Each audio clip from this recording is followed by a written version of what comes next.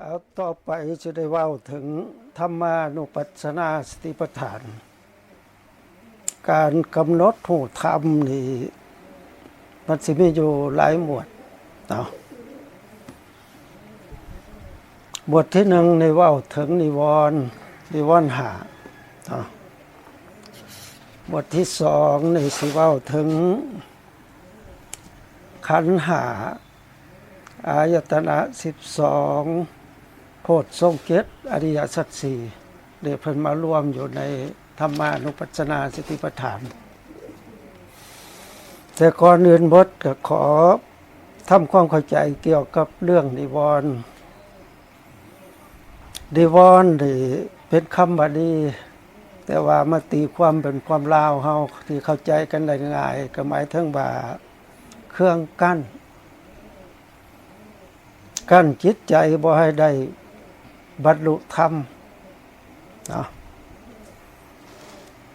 ฉะนั้นนิวรณ์ที่พระพุทธองค์เพิ่นแสดงเอาไว้เครื่องกีดกันหรือกลางกั้นที่โบราณลาวหักมาเว้าว่าเครื่องกั้นเพิ่นเทียบคือกำแพงหรือเครื่องกีดขวางต่างๆกั้นเส้นทางบ่กั้นบนไปบนมาเนาะนามธรรมมันคือกันมันสิมีสภาพอยู่2อย่างนามธรรมที่เป็นฝ่ายดีเพิ่นเอิ้นว่ากุศลนามธรรมที่เป็นฝ่ายบ่ดีนี่เพิ่นเอิ้นว่าอกุศลฉะนั้นพวกนิวรณ์ส่วนใหญ่ก็เป็นฝ่ายบ่ดีเป็นธรรมบ่ดีที่เกิดจากอกุศลจิตพร้อมด้วยเจตสิกที่ประกอบเพิ่นแบ่งเอาไว้เป็น5หมวดบทที่หนึ่งในเอิ้นว่ากามฉันทะนิวรณ์แปลว่าความพอใจติดใจอยู่ในกามคุณอารมณ์เบานั้นนี่ชาวพุทธทั้งหลายคือสิเข้าใจแล้วว่ากามคุณนี่มันอีหยังแท้กามกับคุณความจริงนี่กามแปลว่าความมักความใคร่ความอยากได้เนาะสันทะนี่ก็หมายถึงความพอใจเนาะเอามาต่อกันเข้าแต่ว่าความมักความพอใจอันนี้อยู่ในกามนี่ทางพุทธศาสนาแยกออกเป็น2ประเภทอันหนึ่งนั้นมันวัตถุกามเนาะ2กิเลสกามวัตถุกามนี่ก็ได้แก่รูปเสียงกลิ่นรสโผฏฐัพพะที่ผ่านทางประสาทสัมผัสทั้ง5ถ้าเวลาอกุศลเกิดนะเกี่ยวกับโลภะแล้วก็มีความหมักความพอใจในรูปในเสียงในกลิ่นในรสในโผฏฐัพพะเนาะอันที่2นี่มันกิเลสกามก็หมายถึงตัวตัณหาหมายถึงตัวโลภะโดยกลุ่มเพราะโลภะนี่มีสื่อเอิ้นหลายๆอย่างเนาะแต่หลักๆก็เอิ้นว่าโลภะความโลภหรือความอยากได้แต่โลภะนี่มันสิมีทั้งโลภะจิตโลภะเจตสิกโลภะจิตนี่สินอนอยู่ในอกุศลจิต12ใน12อย่างเพิ่นแบ่งออกเป็นโลภะจิต8เนาะแล้วเจตสิกนี่ก็มีอกุศลเจตสิก14ใน14อย่างนั้นก็มีคำว่าโลภะเจตสิกตัวเข้าไปปรุงแต่งถือว่าโลภะจิตนี่เป็นตัวฮู้แต่ความฮู้แบบฮู้นี่ฮู้แบบจิตฮู้ถ้ามีโลภะเจตสิกพร้อมด้วยสหสัตธรรมมาประกอบแล้วก็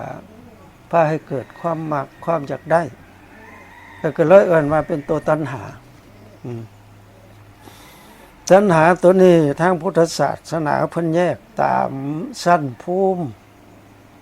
ของสัตว์ที่ไปเกิดถ้าสัตว์ที่มาเกิดอยู่ในกามภพโดยเฉพาะก็อยู่ในกามภูมิ11เนาะ กามภูมิ11นี่มันหยังแด่แม่นอบายภูมิ4มนุษย์1สวรรค์6ต่ออันนี้เว้าเฉพาะมนุษย์กับเทวดาต่อผู้สิบ่ติดใจของใจอยู่ในกามตัณหานี่โอ้ยากถ้าบ่ได้ฝึกหัดอบรมบ่มเพาะแนวคิดจิตใจทั้งฝ่ายกุศลที่ดีงามแล้วก็มักเกิดแนวนี้หลายก่อนฉะนั้นเมื่อได้รับอารมณ์ที่ผ่านมาทางประสาทสัมผัสทั้งห้าคือที่กล่าวมาแล้วเฮาเกิดความยินดีพอใจอยู่ในสิ่งที่มากระทบในทวารทั้งห้าเพิ่นเอิ้นว่าความยินดีพอใจอยู่ได้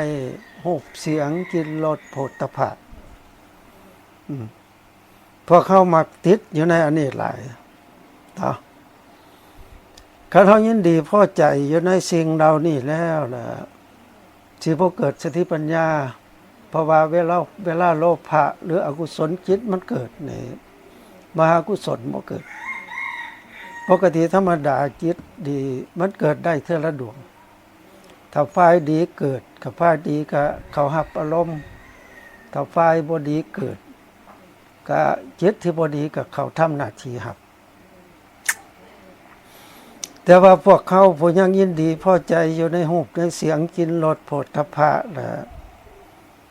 มีวัตถุมาผ่านประสาทสัมผัสทั้งห้าแล้วก็ส่วนใหญ่มาเกิดความยินดีพอใจถ้าบ่ยินดีพอใจก็โทสะเกิดตรงกันข้ามกับกามฉันทะตัวนี้เนาะอันที่สองเนี่ยเอิ้นว่าพยาบาทสมมุติว่าเฮาบ่มักในรูปเสียงกลิ่นรสโผฏฐัพพะหรือเคยเห็นอยู่ตลอดแต่ว่าเฮาเกิดบ่มักบ่พอใจก็มีความพยาบาทบ่อยากพบบ่อยากพ้อบ่อยากเห็นบ่อยากให้ประสบในชีวิตอันนี้หรือเฮาเห็นอันใดอันหนึ่งเฮาบ่มักก็เครียดชังบ่พอใจเฮ็ดให้ใจบ่ม่วนสิเกี่ยวกับโลภะก็อย่าเกี่ยวกับโทสะก็อย่าถือว่าเป็นเครื่องกลางกั้นบ่ให้ความดีเกิดถ้าเฮาได้ประสบกับสิ่งเหล่านี้อยู่ตลอดมื้อแล้วก็มื้อนั้นมีแต่บาปอกุศลเกิดแต่ว่างบาปอกุศลเวลามันเกิดขึ้นนี่เฮามันแสดงขึ้นมาทางใจแล้วก็ส่อออกมาทางกายทางวาจาหมายความว่าให้เกิดพฤติกรรมทางกายวาจานี่เป็นไปในทางลบ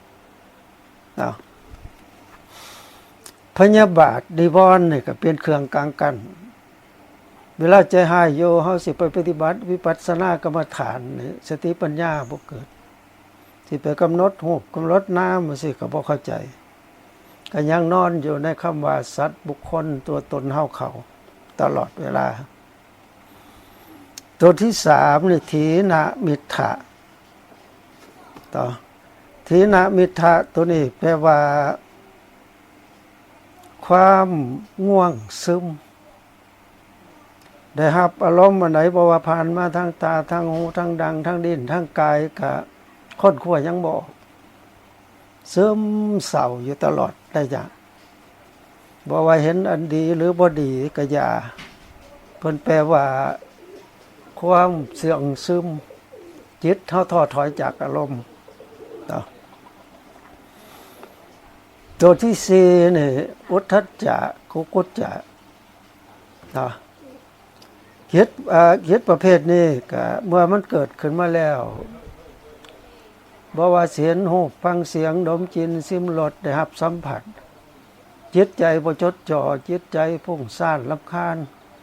บ่อยากเห็นบ่อยากเบิ่งบ่อยากค้นคว้าบ่อยากพิจารณา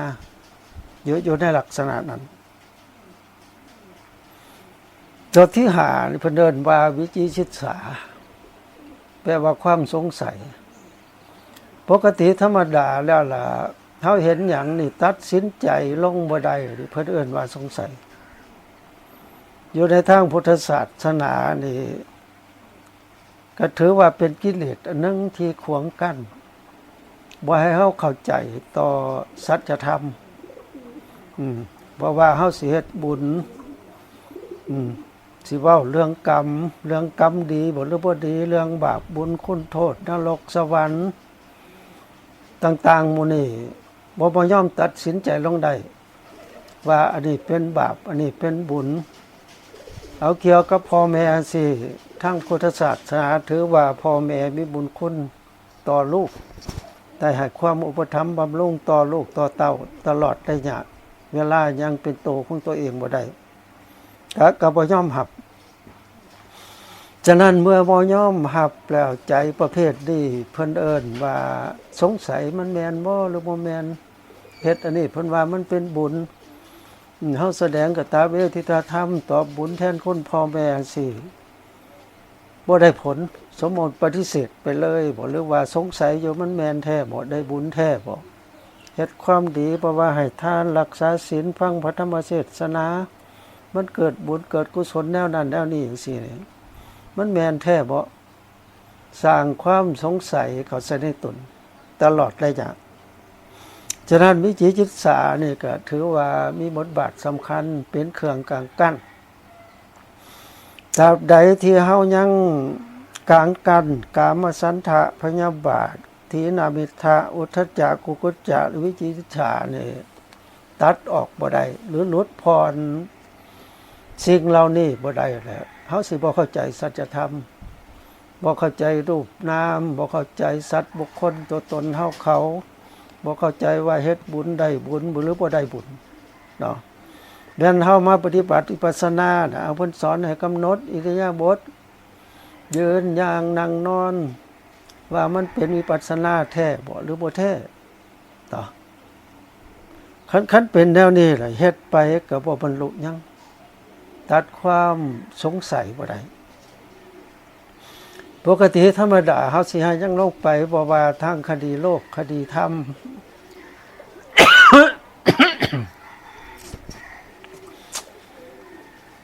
คันมีปัญหาหยังเกิดขึ้นบ่กล้าตัดสินใจลงไปแล้วเฮ็ดหยังบ่ค่อยได้บรรลุ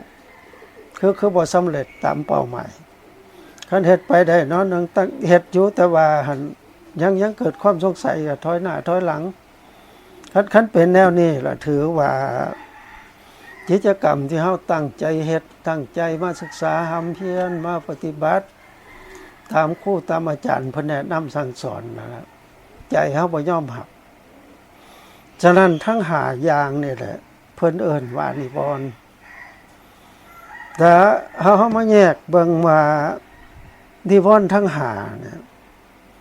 เพราะว่าจิตของคนเฮามันมี2ฝ่ายบุญกับฝ่ายบาปเนาะนิวรณ์ทั้งหาอย่างนี่แม่น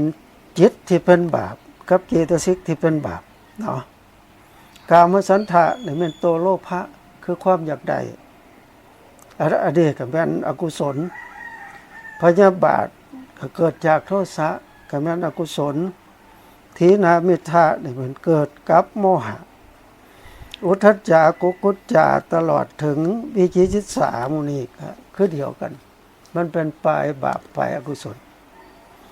ฉะนั้นเมื่อใจเฮาเป็นบาปเป็นอกุศลอยู่สิไปเริ่มสร้างคุณงามความดีในด้านต่างๆตามหลักการในทางพุทธศาสนาแล้วเป็นไปได้ยากเนาะเพราะเหตุนั้นนิวรณ์ทั้งหาเพิ่นจึงถือว่าเป็นเครื่องกลางกั้นเพราะว่ากามฉันทะเป็นต้นจนถึงวิจิกิจฉานิวรณ์นี่เป็นตัวนามธรรมเกิดกับจิตบ่ได้ผ่านประสาทสัมผัสทั้งหาเนาะเพราะว่ามันเป็นจิตโดยตรงกับเจตสิกที่เขาประกอบรวมแล้วก็นิวรณ์ธรรมทั้งหานี่เป็นเครื่องกลางกั้นบ่ให้คนที่กำลังตั้งใจปฏิบัติอยู่นี่ให้ได้บรรลุต่อเมื่อใดเฮาพยายามทำความเข้าใจต่อนิวรณ์แต่ละอันละอันว่ามันเป็นผิดเป็นภัยถ้ามันเกิดกับเฮาอยู่ตลอดเวลาเฮาบ่มีโอกาสที่จะเฮ็ดคุณงามความดีโดยเฉพาะด้านการเจริญวิปัสสนากรรมฐานถือว่านิวรณ์ทั้งหานี่เป็นตัวอุปสรรคฉะนั้นเวลาเฮาไปปฏิบัตินี่สิ่งเหล่านี้จะต้องเกิดกับเฮาอยู่เกือบตลอดครูบาอาจารย์เพิ่นจังสอนวิธีทางให้นำใช้ เพราะว่าสิ่งที่เฮามีอยู่นี่คันมันเกิดขึ้นมาเฮาเห็นว่ามันบ่เป็นคุณเป็นประโยชน์ต่อเฮาแล้วเฮาก็พยายามลดละ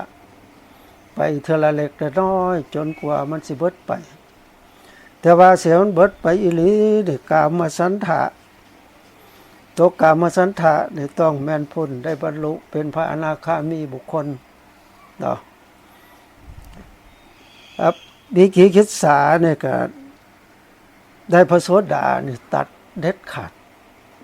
ส่วนถีนามิทะความง่วงเหงาหาวนอนอุทธัจจากุกุจจะหรือพยาบาทมื้อนี้ก็คอยลดไปตามขั้นตอนโดยอาศัยมรรคจิตเป็นตัวตัดพอกิเลสนี่มันก็มีคือกามฉันทะนี่มันสิมีลักษณะอยู่3อย่างนี่แบบหนึ่งเพิ่นเอิ้นว่าสะท้อนออกมาทางกายทางวาจามันเกิดจากใจแล้วก็สะท้อนออกมาทางกายทางวาจาเพิ่นเอิ้นว่ากิเลสอย่างหยาบอย่างที่2นี่เกิดขึ้นมาทางใจแต่คันเฮารู้สึกแล้วหาวิธีทางสงบระงับมันก็อยู่อย่างละเอียดนี่เพิ่นเกินเทียบใส่คือกันกับจิตรกรที่มันนอนอยู่ในก้นหม้อเองน้ำคันเฮาไปต้องน้ำอยู่ในหม้อน้ำจิตรกรก็บ่ฟุ้งขึ้นเนาะมันนอนสงบนิ่งอยู่หั่นคล้ายคือกันกับว่ามันบ่มีจิตรกรหยังเข้ามาปรากฏในหั่นฉะนั้นตัวหยาบตัวกลางตัวละเอียดนี่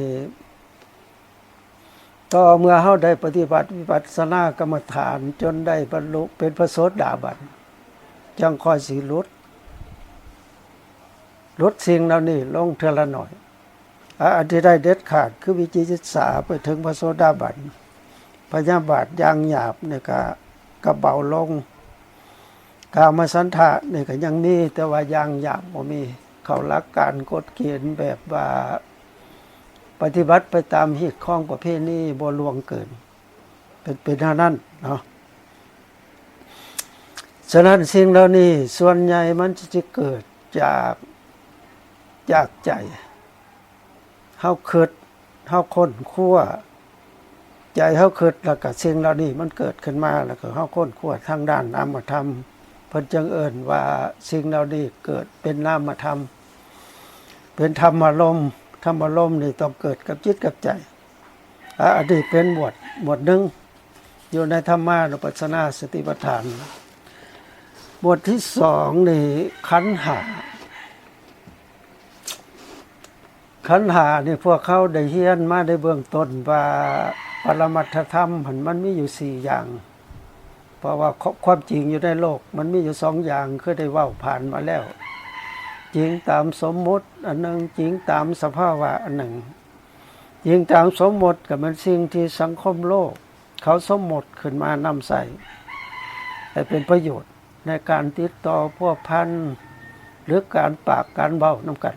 ให้เข้าใจภาษาของกันและกันและอื่นๆขันธ์ทั้ง5นี่เป็นปรมัตถ์แท้ต่ออย่างจิตนี่ครับเป็นวิญญาณขันธ์จิต89หรือ121มีลักษณะหูอารมณ์กับคิดอารมณ์กระจัดเป็นกองหนึ่งเอิ้นว่าวิญญาณขันธ์ส่วนรูป27หรือ28รูปที่กล่าวมาแล้วนั้นคนเฮาผู้หนึ่งก็ได้ผู้ละ27แต่คันไล่รวมหมดก็เป็น28มันไปแยกกันอยู่ระหว่างผู้หญิงกับผู้ชายเนาะฉะนั้นรูป28รูปนี่เอามาเป็นกองหนึ่งเอิ้นว่ารูปประขันธ์ส่วนเจตสิกขา12ดวงแบ่งเอาเวทนาเจตสิก1ดวงมาเป็นเวทนาขันธ์เอาสัญญา1ดวงมาเป็นสัญญาขันธ์เจตสิกที่เหลืออีก50ดวงเป็นสังขารขันธ์คือเป็นตัวปรุงแต่งอันนี้เฮาก็สิได้กำหนดรู้ฉะนั้นอยู่ในปรมัตถ์ทั้ง4นี่จิต89หรือ121เอามาเป็นขันธ์เดียวซึ่งสิมีลักษณะต่างกันเป็นอกุศลจิตอเหตุกจิต หรือว่ากามาจวจระโสภณจิตรูปาวจระอรูปาวจระโลกุตระอันนี้แยกไปตามภูมิธรรมแต่ว่าทั้งหลายทั้งปวงนั้นลักษณะรวมคือหู้กับขึกก็เอามาเป็นกองเดียวเอิ้นว่าวิญญาณขันธ์ส่วนเจตสิกขา12ดวงนี่เขาประกอบกับจิตในลักษณะ4อย่างนั่นก็แยกออกได้เพราะว่าลักษณะเฉพาะเพิ่นมีอย่างผัสสะเป็นธรรมชาติที่กระทบอารมณ์เวทนาธรรมชาติเสวยอารมณ์สัญญาธรรมชาติจำอารมณ์เจตนาธรรมชาติที่กระตุ้นและสักส่วนสัมปยุตธรรมให้ตั้งอยู่ในอารมณ์เดียวนี่สินะให้จดจ่ออันนั้นแยกออกได้ลายแต่ละตัวแต่ว่าใน52ดวงหันเพิ่นแยกออกเป็นพิเศษอยู่เพิ่นว่าเวทนาเสวยสัญญาจำส่วนผัสสะและอื่นๆนั้นถึงลักษณะเพิ่นสิแตกต่างกันแต่ละอันก็มีลักษณะปรุงแต่งเพิ่นเอารวมไว้อยู่ใน50อันนะครับเป็นตัวสังขารเนาะส่วนนิพพานคือปรมัตถ์ที่4หั่นบ่อยู่ในขันธ์ทั้ง5เนาะนิพพานนี่เป็นขันธวิมุตติหมายความว่าอยู่ใน31โลกบนสัตว์ไปเกิดนี่บ่มีคำว่านิพพานอยู่ในหันเหลืออยู่ในจิต8 9เจตสิกครับ2รูป28ก็บ่มีคำว่านิพพานอยู่นะฉะนั้นเพิ่นจึงแยกออกเป็นปรมัตถ์อันหนึ่งเพราะว่านิพพานนี่เป็นธรรมารมณ์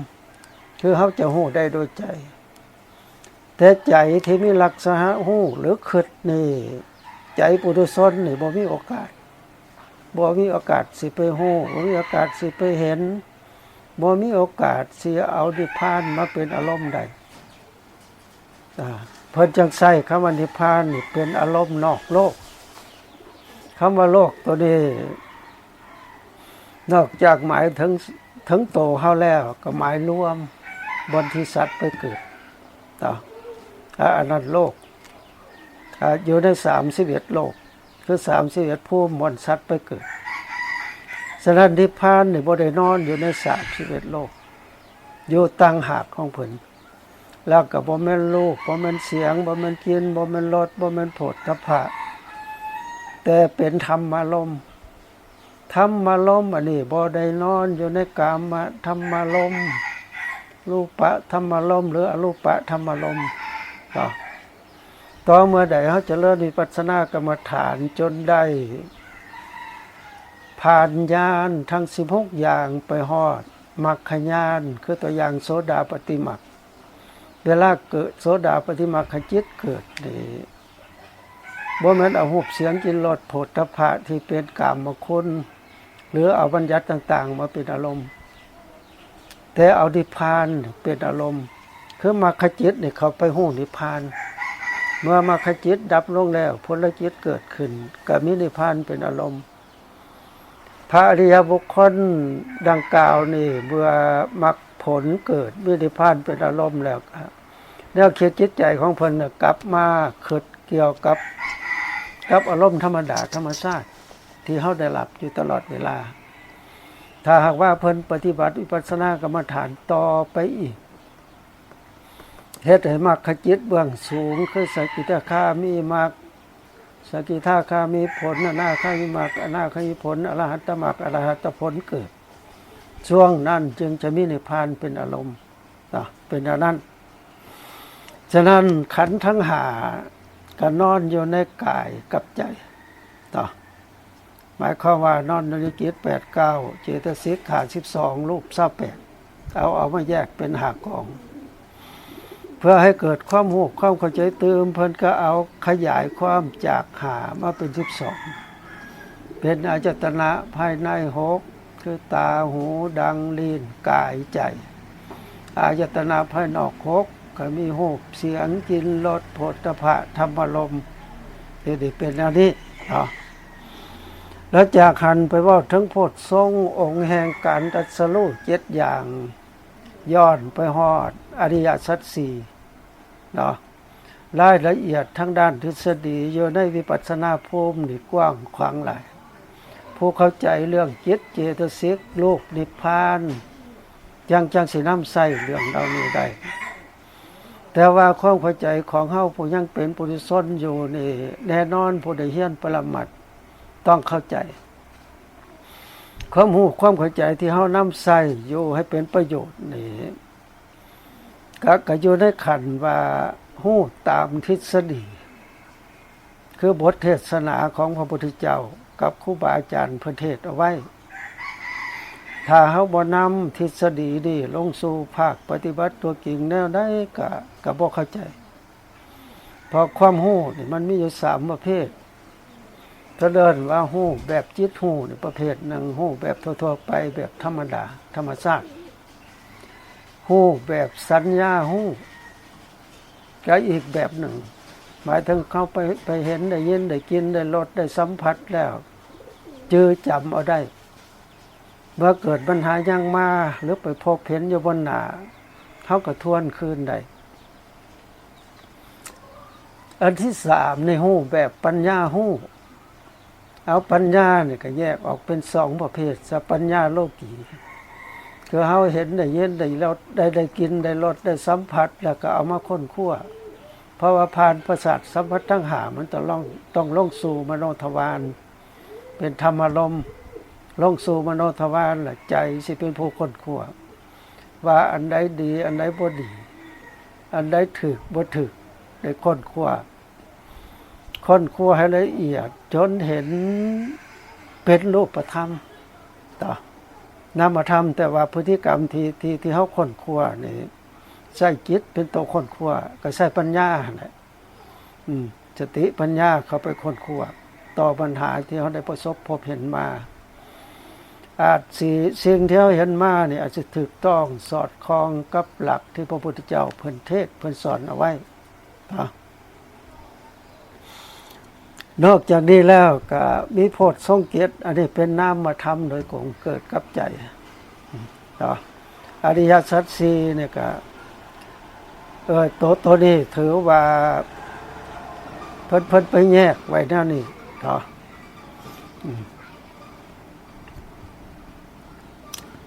แยกเอาปรมัตถธรรม4ลงมาแจกเป็นอริยสัจ4อันนี้ละเอียดคันเฮาบ่เข้าใจบ่จื้อบ่จำหลักปรมัตถธรรมทั้ง4แล้วล่ะก็สิฟังยากแต่ว่าเฮาสินำลงสู่ภาคปฏิบัติตามทฤษฎีนี่ก็เข้าใจได้ยากเพราะว่าจิตเฮายังเป็นปุถุชนอยู่นี่มันสับสนสิเอาให้เป็นหลักเป็นแกนนี่ต้องได้ฝึกไปตั้งแต่เบื้องต้นคือเฮามาปฏิบัติวิปัสสนากรรมฐานกว่าสิเข้าไปหาหลักอริยสัจนี่ได้นี่เข้าใจแบบให้มันเป็นสัจธรรมบ่แม่นตามแบบสมมุติธรรมจะต้องได้ฝึกศรัทธาวิริยะสติสมาธิปัญญาให้มันคอยสมบูรณ์ก้าวขึ้นไปแต่ละขั้นจากอินทรีย์ที่เป็นโลกียะให้มันก้าวเข้าไปสู่โลกุตตระเพราะว่าเพิ่นแจกปรมัตถธรรมทั้ง4ลงเป็นอริยสัจ4นี่บ่แม่นเอานอกกายบ่แม่นเอานอกจิตนอกเจตสิกนอกรูปนอกนิพพานมาแจกคันสิแจกให้ฟังน้อยหนึ่งก็ว่าสิซะจิต89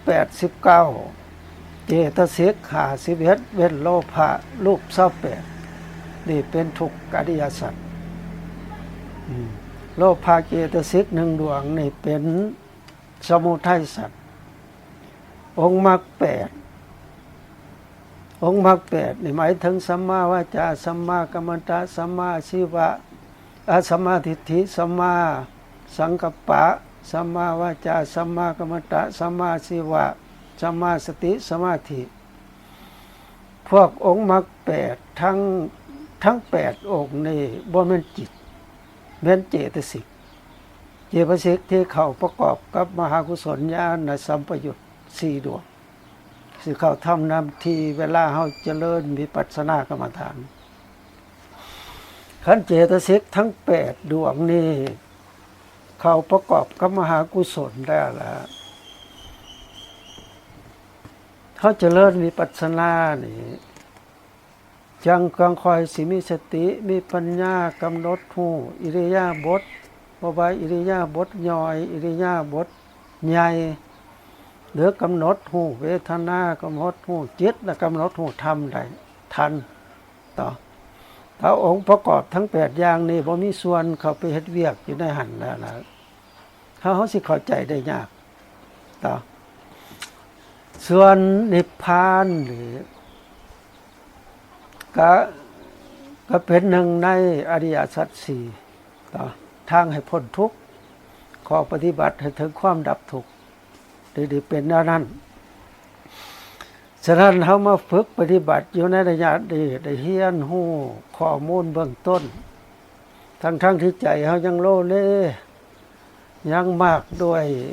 นิวรณ์ทั้งห้าอยู่แล้วก็ต้องคอยเหตุคอยปฏิบัติไปเพื่อกำจัดสิ่งกีดขวางเหล่านี้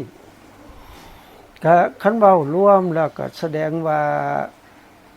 จิตของปุถุชนนี่บุญอยู่ตลอดเพิ่นจังว่าไว้ในพระสูตรบทหนึ่งเพิ่นว่าปุถุชโนโอมัตตโกวิยะความเป็นอยู่ของปุถุชนนี่คือคนบ้าเพิ่นว่าไว้นั้นความจริงขน้อยเองเวลาไปเรียนปรมัตถ์ก็มีความสนใจอาจารย์เพิ่นเคยเทศอันนี้ให้ฟังเป็นหยังเฮาก็เป็นคนสมบูรณ์แบบอาการ32ก็ครบถ้วนบริบูรณ์แนวคิดจิตใจเฮาก็ธรรมดาคือกันกับคนสามัญทั่วไปเฮาสิเอากิริยาอาการตัวใดว่าคือคนบ้าบัดเพิ่นมาขยายความออกแล้วก็อยู่ในนี่นอนอยู่ในกิเลสกามวัตถุกรรมต่อการดำรงชีวิตด้วยปัจจัย4การเฮ็ดเวียกเกี่ยวพันกับสังคมและด้านอื่นๆมันสับสนวุ่นวายมื้อทั้งมื้อนี่มหากุศลเกิดได้ยากนี่แต่บาปอกุศลแต่ว่าเฮาก็เฮ็ดไปด้วยความบ่ฮู้บ่เข้าใจก็พาให้เสียหลักของความ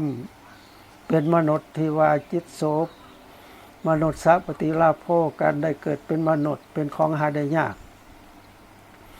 คันเกิดมาแล้วได้พบพระพุทธศาสนาได้บวชเรียนเขียนอ่านได้ศึกษาธรรมวินัยเข้าใจแต่ว่าส่วนใหญ่เข้าใจแต่ทฤษฎีพวกเขาบ่ค่อยได้นำลงสู่ภาคปฏิบัติตัวจริงนี่บ่ได้เห็นส่วนละเอียดของด้านนามธรรมกำหนดบ่ได้ว่าอันใดดีอันใดบ่ดีบ่ได้มีการสำรวจคืนพฤติกรรมที่เฮาสอดทอนออกมาตั้งแต่เช้าจนเท่าค่ำตั้งแต่ค่ำไปหานอนหลับบ่ได้กวดกาก็น้อยสมเสยคำสอนของพระพุทธเจ้าที่ได้ศึกษาหำเฮียนมาบ่ว่าในแง่วินัยหรือแง่พระสูตรในปรมัตถ์เพื่อส่งเสริมสั่งสอนคนหรือให้ลุกฟื้นจากระดับที่บ้าๆบอๆค่อยก้าวขึ้นสู่เป็นคนสมบูรณ์แบบถ้าเฮาปฏิบัติได้เจริญวิปัสสนากรรมฐานจนได้บรรลุมรรคผลเพิ่นว่าความเป็นบ้าเกี่ยวกับโลภะตัณหาโทสะอิจฉาอีหยังต่างๆนี่มันสิค่อยลดไปคันปฏิบัติต่อจนได้บรรลุเป็นพระอรหันต์นะเพิ่นเอิ้นว่าผู้นั้นเข้าถึงที่สุดของทุกข์พ้นจากการเกิดแก่เจ็บตายถ้าว่าจุติจิตดับลงไปเมื่อใดแล้วก็บ่ได้ไปเกิดต่อบ่ได้เวียนว่ายตายเกิดอยู่ในวัฏฏะทุกข์ทั้งปวงฉะนั้นแนวทางของพระพุทธเจ้าที่เพิ่นเทศเอาไว้จากสาเหตุที่เพิ่นได้ค้นคว้าเริ่มต้นมาตั้งแต่ออกบวชมาฮอดปีที่6จังมาพอเส้นทางตัวนี้เส้นทางปฏิบัติตามอริยสัจสี่โดยนำเอาองค์มรรค8มาเป็นแนวทางในการปฏิบัติกำหนดเข้าในหลักกฎเกณฑ์ของไตรลักษณ์แล้วนำใช้ไตรลักษณ์ให้เกิดประโยชน์สูงสุดจนสามารถทำลายกิเลสได้เด็ดขาดได้ปฏิญาณตนว่าได้บรรลุคุณธรรมขั้นสูงสุดอยู่ในโลก เป็นเท่านั้นฉะนั้นผู้ปฏิบัติธรรมหรือนักศึกษาในทางพุทธศาสนานอกจากได้ศึกษาปริยัติแล้วต้องนำทฤษฎีที่ได้ศึกษามาลงสู่ภาคปฏิบัติบอกว่าสิเป็นในแง่โลกีหรือโลกุตละมันสิมีผลปรากฏเพิ่นเอิ้นปฏิเวทะก็สิเป็นไปในลักษณะนั้นฉะนั้นเรื่องที่บรรยายมานี่ถือว่าย่อที่สุดขั้นขยายกว้างตามทฤษฎีบอกว่าตามแง่ปรมัตถ์หรือในแง่พระสูตรก็อย่ากว้างขวางพระพุทธเจ้าเทศอยู่ใช้เวลาอยู่45ปีนี่อนุโลมไปตามอุปนิสัยของบุคคลเพราะว่าบุคคลอยู่ในโลกอันนี้เพิ่นเอิ้นว่ามันมีจริต6อย่างฝ่ายดีก็มีฝ่ายบ่ดีก็มีฉะนั้นในจริต6อย่างนี่ก็มาเข้าอยู่ในนิวรณ์นำคือกันเอิ้นว่าราคะจริตความมักยบมักงามและอื่นๆโทสะจริตก็นอนอยู่ในนิวรณ์คือกันแต่ก็มีศรัทธาจริตความเสื่อนี่ถ้าขาดปัญญาเข้าไปติดตามเลยพาให้งมงวยต่อเป็นนั้นอันหนึ่งก็วิตกจริตคนเฮานี่คันประสบกับปัญหาใดหนึ่งขึ้นมาแล้วคิดอยู่ตลอดจนพายระบบประสาทเสื่อมคุณภาพเพราะเดินว่าคิดบ่เศร้าหาบ่เอาบ่ได้อันนี้ก็เป็นปัญหาอันหนึ่งอีกเพราะเดินว่าพุทธจริตหรือปัญญาจริตประเภทนี้เอาใครแด่ก็สิแม่นผู้ที่เป็นปัญญาจริตที่อาจสิเกิดมาพร้อมด้วยอโลภะอโทสะอโมหะอโลภะอโทสะอโมหะนี่เกิดกับมหากุศลเวลามหากุศลเกิดเฮาเฮ็ดความดีบ่ว่าสะท้อนออกมาทางกายทางวาจาคันเฮ็ดก็เฮ็ดไปในทางที่ดีที่ถูกที่ต้องคันคิดก็คิดงดเว้นทุจริตวจีทุจริต4ไปเป็นสุจริต4ตั้งใจก็บ่โลภจะได้ของผู้อื่นบ่พยาบาทจองเวรผู้อื่นเห็นถูกต้องตามทำนองของธรรมคันมีแนวคิดจังซี่อยู่ตลอดถือว่าถ้าเอาเฮ็ดบุญเฮ็ดกุศลพร้อมโดยใจทวารมีสิ่งเหล่านี้เกิดเพิ่นเอิ้นว่าคันไปเกิดก็เป็นเกิดเป็นทิเหตุกะบุคคลแปลว่าบุคคลที่เกิดมาพร้อมด้วยสติปัญญามาตั้งแต่เกิดการนี้ก็มันอันนี้ส่งผลของการเฮ็ดบุญกุศลที่พร้อมด้วยอินทรีย์ทั้ง5คือศรัทธาวิริยะสติสมาธิปัญญาเกิดมาพร้อมตั้งแต่ปฏิสนธิเวลามาเกิดเป็นคนสิให้หยังทำหยังนี่ใส่มันมีสติปัญญา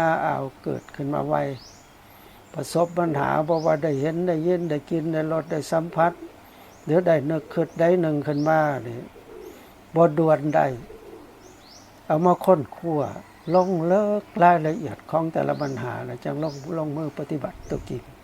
เป็นนั้นฉะนั้นการปฏิบัติวิปัสสนากรรมฐานนี่พระพุทธเจ้าถือว่าเป็นเส้นทางก้าวไปสู่ความเป็นพระอริยบุคคลต่างจากโลกียวิสัยต่อก็โลกียวิสัยก็เฮ็ดกับปัจจัย4ในการดำรงชีวิตถูกก็เอาผิดก็เอาอันนั้นสิบ่ครับบ่เป็นคนเป็นประโยชน์ต่อผู้เกี่ยวเองคันเฮาได้เฮ็ดตามแบบของพระพุทธเจ้าโดยใช้องค์มรรค8แต่ว่าก็ต้องเข้าใจว่าองค์มรรค8คือแนวใดเฮ็ดจังใดสิเอาจังใดหั่นต้องได้ศึกษาทฤษฎีเกี่ยวกับปรมัตถ์โดยเฉพาะกับวิปัสสนาภูมิ6ที่พระพุทธเจ้าเพิ่นเทศน์นำใช้อยู่ในระยะเวลา45ปีก็เฮ็ดให้สังคมของชาวอินเดียอยู่ในยุคของพระพุทธเจ้านี่จากคนสามัญธรรมดาก็ก้าวเข้ามาสู่ความเป็นอุบาสกอุบาสิกาถึงพระรัตนตรัยเป็นสรณะที่พึ่งพอก้าวเข้ามาถึงขั้นนี้แล้วผู้นั้นจะต้องลงมือปฏิบัติเกี่ยวกับศีลสมาธิปัญญายกระดับความรู้ความเข้าใจให้สูงขึ้นแล้วก็เจริญวิปัสสนากรรมฐาน เฮามาทบทวนสังเกตขึ้นเบิงประวัติศาสตร์ของพุทธเจ้าตั้งแต่ปฐมเทศนาจนมาฮอดธรรมเทศนาอันสุดท้ายก่อนปรินิพพานนะสิมีคนอยู่2ประเภทต่อประเภทที่หนึ่งไปฟังเทศนั่งฟังอยู่แล้วเข้าใจปัญหาเรื่องพื้นเทศเป้าหมายในการเทศของเพิ่นเพื่อหยังข้าเจ้าเข้าใจคันเข้าใจพอฟังเทศจบปั๊บก็ได้ดวงตาเห็นธรรมอย่างพระพุทธเจ้าประเทศไทยปัญจวัคคีย์ทั้ง5ความจริงข้าเจ้าบารมีก็พร้อมเบิดทั้ง5ฐานแต่ว่าในนั้นอัญญาโกณฑัญญานี่ศรัทธาวิริยะสติสมาธิพร้อมมูลบริบูรณ์พอจบธรรมจักรเบื้องต้นมันก็พรรณนาถึงเส้นทางที่สังคมยุคนั้นมักปฏิบัติว่าสรรเสริญว่าขั้นผู้ที่ปฏิบัติแนวนี้แหละได้บรรลุมรรคผลนิพพานคือได้บรรลุโมกขธรรมเนาะบัดพระพุทธเจ้าเพิ่นได้ตรัสรู้อยู่ก้องกกโพแล้วว่าโอ้บ่คักแล้วเส้นทาง2เส้นบ่แม่นผิดทรมานตนให้ได้รับความลำบากบำรุงบำเรอตนให้ได้รับความสุขมื้อนี้ก็บ่แม่นต้องเข้ามาฮู้นามตามความเป็นจริงตามปรมัตถ์เพิ่นจะคอยได้บรรลุแล้วก็พิจารณาอยู่หั่นใช้เวลาพิจารณาอยู่49มื้อจังออกไปเทศธรรมจักรนี่ก็เบื้องต้นก็เท่าคืนหมายความว่าย้อนห้อยการปฏิบัติผู้ปฏิญาณตนว่าได้บรรลุโมกขธรรมบ่ว่าฤาษีสีไพรหรือไผต่างๆอาจารย์อยู่ในยุคนั้นผู้ใดปฏิบัติแนวใดก็ว่าตนได้บรรลุ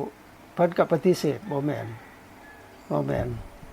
มันมาปฏิบัติตามแนววิปัสสนากรรมฐานอยู่กองกกโพนี่จังถูกต้องฉะนั้นเพิ่นเทศปราลบเหตุเบื้องต้นคนนิยมอยู่ในยุคนั้นก่อนอบรมบ่มเพาะแนวคิดให้ผู้ฟังเห็นว่าเฮ็ดมาผ่านมาหันบ่แม่นบ่ถึกบ่ว่าอาจารย์ใดลัทธิใดครูใดก็อย่าเฮาเองก็เฮ็ดได้สุดขีดแต่ก็บ่แม่นเส้นทางบัดมาปฏิบัติวิปัสสนาพี่จังค่อยแม่นเส้นทางจากคันก็ถือว่าแนวคิดของฤาษีหาตนที่นั่งฟังอยู่หั่นอัญญาโกณฑัญญะเข้าใจปัญหาได้ลึกซึ้งเพิ่นจังมาเทศอริยสัจ4ตอนสุดท้ายจบธรรมเทศนาเพิ่นก็ประกาศว่าอัญญาสิวัตโพโกณฑัญโยอัญญาโกณฑัญญะได้ฮู้แล้วเนาะคือว่าได้ดวงตาเห็นธรรมก็หมายถึงได้บรรลุพระโสดาบันต่อมาจังค่อยมาเทศปจินกะธรรมแด่อื่นๆใช้เวลาระยะหนึ่งก็จังค่อยได้บรรลุเป็นพระอริยบุคคลบัดนี้มาเบิ่งสมเทียบใส่บางประเภทนี้นั่งฟังได้บรรลุต่ออันเฮามาเฮ็ดกันอยู่นี่ยกเข้านี่แหละเอามาสอนวิปัสสนาภูมิกันซะก่อนให้รู้จักขันธ์5อายตนะรู้จักกายรู้จักใจของตนเองแล้วครับมาฝึกวิธียืนย่างนั่งนอนอะไรอื่นๆเข้าใจวิธีเฮ็ดจังคอยเอาลงสู่ภาคปฏิบัติบ่ขัดกันว่ากับสมัยพระพุทธเจ้าความจริงบ่ขัดคันเฮาทบทวนคืนเบื้องหลังแล้วอย่างพระโมคคัลลาพระสารีบุตรออกบวชโมคคัลลานี่ใช้เวลาปฏิบัติธรรมอยู่7มื้อได้บรรลุเป็นพระอรหันต์จะได้ฌานได้อภิญญามีฤทธิ์รองจากพระพุทธเจ้าพระสารีบุตรที่เป็นคนมีสติปัญญาคันสมเทียบน่ะรองพระพุทธเจ้าย่องใช้เวลาอยู่15มื้ออันเฮียนเอากรรมฐานแล้วไปปฏิบัติหั่นเด้เดี๋ยวนะต้องได้เฮียนทฤษฎีแล้วจังเอานำทฤษฎีลงสู่ภาคปฏิบัติอันนี้สอนเพียบให้เห็นและให้ฮู้สำหรับพวกเขานี่ขออนุญาตนำหมู่คณะหลายๆจากขันมาฮอดปัจจุบันนี่พระพุทธเจ้านิพพานแล้วก็2,552 ปีค่าอยู่นี่ต่ออยู่ในช่วงระยะนี้นี่ พวกเฮาบ่ได้เกิดร่วมเพิ่นบ่อันนี้ก็เป็นปัญหาที่น่าคิดหรือเพิ่นบ่ได้มาโปรดทอดประเทศลาวประเทศไทยบ่ได้มาเทศพี่บ่อันนี้ก็เป็นข้อสงสัยแต่ว่านักปราชญ์อยู่ในอินเดียได้ยกก่อนๆก็ว่าเพิ่นย่าง79นี่เพิ่นถ้วยว่าสังคมถ้วยว่าเพิ่นสิประกาศศาสนาได้7แคว้นก็แสดงว่าบ่มาฮอดเฮาแต่ว่าลำพระเจ้าเรียบโลกของลาวเฮานี่ว่าเพิ่นมาฮอดเด้ห้อยพระบาทอยู่ในประเทศลาวเฮาหลายบ่อนอยู่ประเทศไทยก็หลายบ่อนว่าเพิ่นมาเหยียบห้อยเอาไว้ก็แสดงว่าเพิ่นมาฮอดพี่บ่หรือว่าแนวใดคันมาฮอดพี่เฮาสิเกิดบ่ทันเพิ่นบ่หรือบ่ได้ฟังเอาอันนั้นฝากไว้เป็นข้อคิดแต่ว่าพวกเขาบวชมานี่ได้ศึกษาธรรมวินัยส่วนใหญ่ก็ฮู้แต่ทฤษฎีบ่ได้นำทฤษฎีเกี่ยวกับการปฏิบัติกรรมฐานให้เกิดญาณต่างๆนี่ขึ้นจึงพาให้ยังคล้องอยู่ติดอยู่ท่านเว้าสรุปแล้วล่ะพวกเขายังเป็นปุถุชนอยู่รวมทั้งขน้อยนำนี่อันจะเขาเริ่มเกิดมันแต่ศาสตร์ได้จะพบจากศาสตร์นี่ก่อนสิมาเกิดเป็นคนในศาสตร์นี่ตายจากไสมาก็บ่จักย้อนคืนบ่ได้ถอยหลังให้ว่าง่ายโลดบ่รู้สึกบ่เข้าใจตายจากนี้แล้วสิไปเกิดใช้ต่ออีกก็บอกบ่ได้สิไปเกิดเป็นคนเป็นเทวดาอิฐพรหมนี่กลางต่อบ่ได้แต่หลักการเหตุผลในเฮามาเบิ่งพฤติกรรมเฮาในปัจจุบันว่าเดี๋ยวนี้เฮากำลังเฮ็ดหยังอยู่ได้พระสูตรเพิ่นก็เตือนเอาไว้ว่าวันคืนล่วงไปเดี๋ยวนี้เฮากำลังเฮ็ดหยังอยู่ถ้าเฮามาเบิ่งพฤติกรรมพอพฤติกรรมที่สะท้อนออกมาทางกายก็เป็นกายกรรมสะท้อนออกมาทางวาจาก็เป็นวจีกรรมสะท้อนออกมาทางใจก็เป็นมโนกรรมกรรมที่เฮาเฮ็ดนี่เกิดจากเจตนาเนาะความตั้งใจอยากตั้งใจแล้วก็สะท้อนเกี่ยวทางกายก็สะท้อนออกมาให้กายปฏิบัติเกี่ยวทางวาจาก็สะท้อนออกมาให้จะปากเว้ากายกรรมวจีกรรมหรือมโนกรรมนี่เมื่อเฮาเฮ็ดลงไปมันก็เป็นเพิ่นเอิ้นว่าเฮ็ดเหตุสร้างเหตุที่เฮาเฮ็ดลงไปนี่มันจะต้องมีผลบ่ต่างหยังคือเฮากินข้าวการกินข้าวเข้าไปแต่ละคำนี่เป็นเหตุความอิ่มความมีอายุวันนะสุขภละเกิดสติปัญญาความรู้ความสามารถมีสุขภาพแข็งแรงนี่เป็นต้นผลที่ได้เป็นลักษณะแนวนี้เหตุกับผลอันนี้บางอันก็คำมันแห้งทั้งฝ่ายดีบ่หรือฝ่ายบ่ดีสุดแล้วแต่มันก็ส่งผลในปัจจุบันอันรองลงมาก็ส่งผลในปฏิสนธิตัวรองลงไปเติมก็ติดตามอุปธรรมคำสู่สิเป็นไปในลักษณะนั้นเนาะที่กล่าวมาทั้งหมดนี่โดยย่นย่อหรือย่อการขยายให้กว้างพวกเขาสิได้เรียนตื่มเพื่อความเข้าใจฉะนั้นมาฮอดนี่เห็นว่าการบรรยายเกี่ยวกับสติปัฏฐาน4ถึงแม้นสิบ่ครบถ้วนบริบูรณ์ตามหลักการที่ครูบาอาจารย์เพิ่นแสดงเอาไว้ก็พวกเฮาถ้ายังมีชีวิตอยู่ยังต้องการอยู่ก็สิได้มีโอกาสค้นคว้านำกันตื่มเพื่อให้รับรู้และเข้าใจกว้างขวางแต่เวลาเฮานำใส่เพื่อให้มันเหมาะกับจริตนิสัยของเฮาพวกเฮานี่ต่างเด้สอนขันธ์5ให้ปฏิบัติขันธ์5คือเดียวกันหมดแต่ลังเทื่อก็บ่เข้าใจเลยคันว่ารูปว่านามเนี่ยก็บ่เข้าใจก็มีเพิ่นจะขยายออกกว้างเอาผู้บ่เข้าใจขันธ์5ก็ย่อลงมาเหลือ2เอาเว้ากับกายกับใจคันเว้ากับกายกับใจบ่คักก็ขยายออกเป็น5เป็นรูปเวทนาสัญญาสังขารวิญญาณขันธ์5ยังบ่คักก็เอาขยายออกเป็น12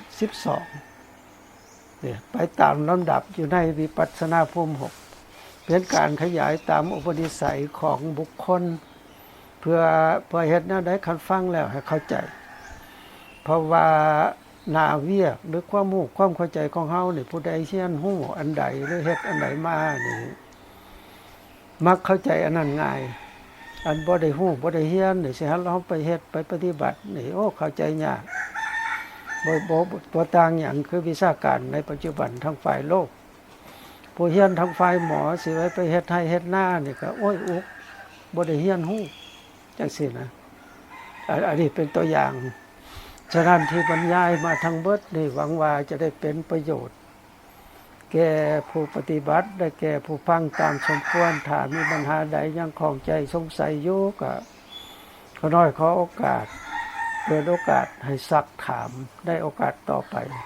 มาฮอดนี้ก็เห็นว่าได้เวลาพอสมควรถึงแม้นจะบ่ได้ครบถ้วนบริบูรณ์ถ้าพวกเขายังอยู่นำกันอยู่สิมีโอกาสสนทนาปรึกษาหารือกันเป็นไปในทางต่างคนต่างแลกเปลี่ยนความคิดความเห็นและนำลงสู่ภาคปฏิบัติตัวจริงเฮาเฮ็ดได้ระดับนี้เข้าใจแบบนี้ก็เป็นคุณเป็นประโยชน์ต่อตนเองแก่ประเทศชาติแก่พระพุทธศาสนาเพื่อต่อไปทางหน้ากิจการบ้านเมืองเพิ่นก้าวไปทางหน้าการปฏิบัติศีลธรรมของเฮาก็จะต้องได้ก้าวตามไประหว่างพุทธจักรกับอาณาจักรให้เคียงคู่กันไปคือกันกับสมัยพระพุทธเจ้าเนาะพวกก็น้อยคิดว่าอยากให้มันเป็นอย่างนั้นมาฮอดนี้ก็ขอจบลงแต่เพียงเท่านี้